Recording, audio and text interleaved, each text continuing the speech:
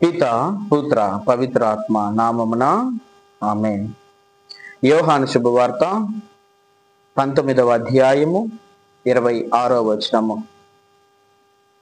యేసు తల్లియు తాను ప్రేమించిన శిష్యుడును దగ్గర నిలిచి ఉండుట యేసు చూచి, యేసు తన తల్లితో, స్త్రీ, ఇదిగో నీ కుమారుడు అనెను.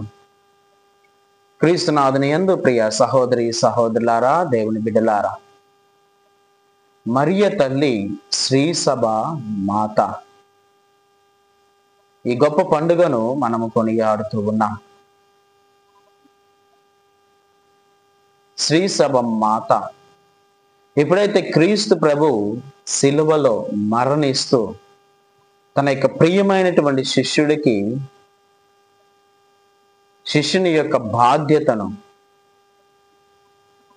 తన యొక్క తల్లి చేతుల్లో ఉంచుతూ ఉన్నాడో, అదే రోజు తన ప్రియమైనటువంటి శిష్యులమైనటువంటి మనందరినీ కూడా ఆ తల్లి చేతిలోనికి అర్పిస్తూ ఉన్నాడు.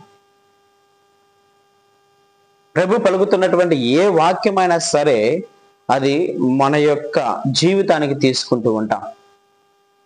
ఏదైనా కష్టం వచ్చినప్పుడు, సమస్య వచ్చినప్పుడు, బాధ వచ్చినప్పుడు, ప్రభు నాతో ఏమి మాట్లాడాలి అనుకుంటూ ఉన్నాడు అని మనకు తలంచినప్పుడు, ప్రభుని చిత్తం నా పట్ల ఏమై ఉన్నది అని మనం ఆలోచన చేసినప్పుడు మనం వెంటనే పరిశుద్ధ వాక్యాన్ని తీసి చదువుతూ ఉంటాం.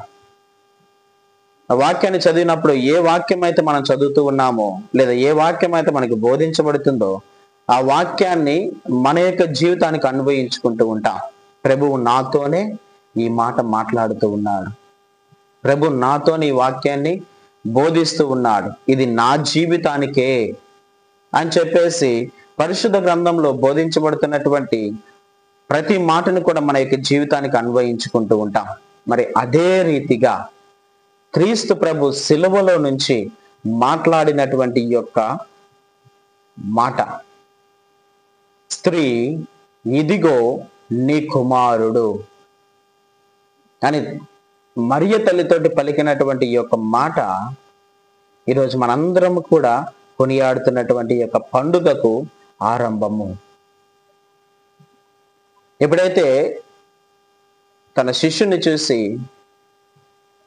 తన యొక్క తల్లి చేతుల్లోనికి ఆ శిష్యుని అప్పగించాడో, ఆ రోజు నుంచి ఆ శిష్యుడు మరియ తల్లిని తన తల్లిగా స్వీకరించాడు.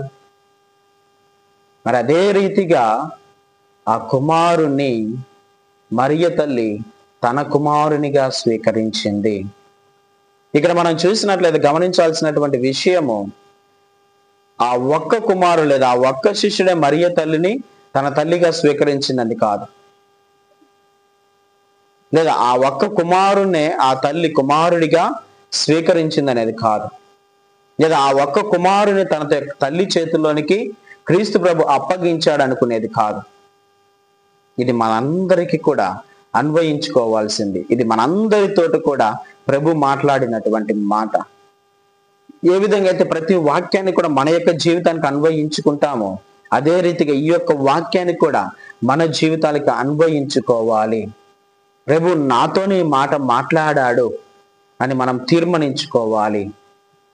కానీ ఇదే వాక్యం ఈరోజు క్రీస్తు ప్రభు మనతో కూడా మాట్లాడుతూ ఉన్నాడు.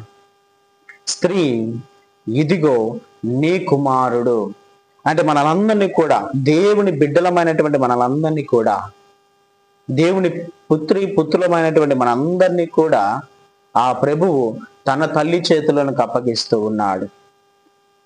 కాబట్టి ఎప్పుడైతే మనం శ్రీ సభలో సభ్యులమవుతూ ఉన్నామో, ఈ విశ్వ శ్రీ సభలో సభ్యులుగా బిడ్డలముగా చేరుతూ ఉన్నామో, అప్పటి నుంచి మనందరం కూడా ఆ తల్లి చేతుల్లోనికి అప్పగించబడుతూ ఉన్నాం. తన యొక్క కుమారుడిగా, తల్లి యొక్క కుమార్తెగా మనందరం కూడా మరియ తల్లి చేతుల్లోనికి అప్పగించబడుతూ ఉన్నాం. కాబట్టి క్రీస్తు ప్రభు ఈ శ్రీ సభను తన యొక్క తల్లి చేతుల్లోనికి అప్పగించాడు.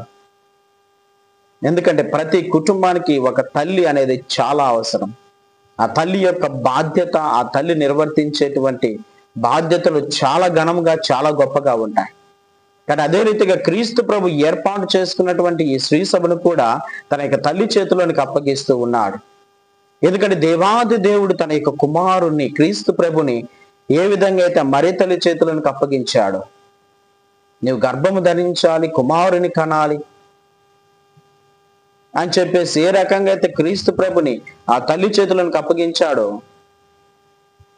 అప్పగింపబడినటువంటి క్రీస్తు ప్రభుని ఎంతో గొప్పగా బాధ్యతాయుతముగా ఆ కుమారుని పెంచి పోషించింది. కానీ 30 సంవత్సరాలు క్రీస్తు ప్రభు ఆ తల్లి ఒడిలో పెరిగాడు, ఆ తల్లి ఆలన పాలనలో పెరిగాడు. కాబట్టి తనకు తెలుసు తన తల్లి ఎంత గొప్పగా తన యొక్క బిడ్డల్ని చూసుకుంటుంది అని, ఎంత గొప్పగా తన యొక్క బిడ్డల్ని పెంచి పోషిస్తుంది అని, ఎంత గొప్పగా ఆ తల్లి బిడ్డల కోసము ఒక కవచములాగా ఆ తల్లి ఉంటుంది అని చెప్పేసి ఆ కుమారునికి తెలుసు. కాబట్టే తన యొక్క జీవితం ద్వారా ఏదైతే ఎక్స్పీరియన్స్ అయ్యాడో, నా తల్లి చేతులనికి నా బిడ్డల్ని అప్పగించినట్లయితే ఆమె ఎంతో జాగ్రత్తగా నా బిడ్డల్ని చూసుకుంటుంది, వారి కోసం నిత్యము కూడా ప్రార్థన చేస్తుంది అని క్రీస్తు ప్రభు తలంచాడు. కాబట్టి మనలందరినీ కూడా ఆ తల్లి చేతులకు అప్పగిస్తూ ఉన్నాడు. కాబట్టి ప్రియ దేవుని బిడ్డలారా, ఈరోజు విశ్వ స్త్రీ సభకి ఆమె మాతగా, తల్లిగా పిలువబడుతూ ఉన్నది. మనందరం కూడా ఆమెను తల్లిగా గౌరవిస్తూ ఉన్నాం, కొనియాడుతూ ఉన్నాం. విశ్వ స్త్రీ సభను తన యొక్క చేతులకు అర్పించినటువంటి ఆ తల్లి ఎంత గొప్ప బాధ్యత కలిగి ఈరోజు మన కోసం ఆ కుమారుని సన్నిధిలో ప్రార్థిస్తుంది అంటారు. మన మార్గము తప్పిపోయినా, మన చెడు త్రోవలో వెళ్ళినా, మన అనేకమైనటువంటి వ్యర్థమైనటువంటి పనులు చేస్తున్నా మనల్ని గద్దించడానికి ఆ తల్లి ప్రతినిత్యం కూడా మన ప్రక్కనే ఉంటుంది. మనం ఎలాగ ఉండాలి, ఎటువంటి మార్గంలో నడవాలి, ఎటువంటి జీవితాన్ని జీవించాలి, దేని యందు మనము నిమగ్నమై ఉండాలి అని ప్రతి విషయాన్ని కూడా మనతో బోధించేటువంటి తల్లి, మనకి తెలియచేసేటువంటి తల్లి, మనల్ని ప్రతినిత్యం కూడా నడిపించేటువంటి తల్లి. ఇది మాత్రమే కాదు, మన కోసం ప్రతినిత్యము కూడా ప్రార్థించేటువంటి తల్లి. కాబట్టి ఈరోజు శ్రీ సభ మాతగా, శ్రీ సభ తల్లిగా, మనందరి తల్లిగా ఆ మరియ తల్లిని కొనియాడుతూ ఉన్నాం. కాబట్టి ఈ శ్రీ సభను క్రీస్తు ప్రభువే ఆ తల్లి చేతులకు అప్పగించాడు. క్రీస్తు ప్రభువే మరియ తల్లిని శ్రీ సభకి మాతగా ఏర్పాటు చేసుకొని ఉన్నాడు. శిరస్సు అయినటువంటి శ్రీ సభకు శిరస్సు అయినటువంటి క్రీస్తు ప్రభువు ఆ శ్రీ సభ దేహం అయినటువంటి మనందరినీ కూడా ఆ తల్లి చేతిలోనికి కుమారులముగా, కుమార్తెలముగా అర్పిస్తూ ఉన్నాడు. కాబట్టి మనందరం కూడా ఆ తల్లిని మన తల్లిగా కొనియాడాలి. శ్రీ సభ మాతగా, శ్రీ సభలో సభ్యులమైనటువంటి మనందరం కూడా ఆ తల్లిని కొనియాడుతూ ఉండాలి, గౌరవిస్తూ ఉండాలి. మన కోసం ప్రతినిత్యము కూడా ప్రార్థన చేసేటువంటి ఆ తల్లి ఒడిలోనికి మనము చేర్చబడాలి. ఇది ఈరోజు మనందరము కూడా చేయాల్సినటువంటి గొప్ప పని. కొన్నిసార్లు మన ఆ తల్లి చేతిలోంచి బయటికి వెళ్ళిపోవడానికి ప్రయత్నం చేస్తుంటాం, వైదొలిగిపోవడానికి ప్రయత్నం చేస్తూ ఉంటాం. కానీ గమనించండి, తల్లి అనే శ్రీ సభలో ఉన్నటువంటి మనందరం కూడా ఆ తల్లి ఒడిలో ఉన్నట్లే ఆమె నిత్యం కూడా మన కోసము ప్రార్థన చేస్తూ ఉంది. ఈ గొప్ప సంఘానికి తల్లిగా దేవాది దేవుడే మరి తల్లిని ఏర్పాటు చేసి ఉన్నాడు. కాబట్టి ఆ గొప్ప పండుగని ఈరోజు మనం కొనియాడుతూ ఉన్నాం, జూన్ నెల 9వ తేదీన.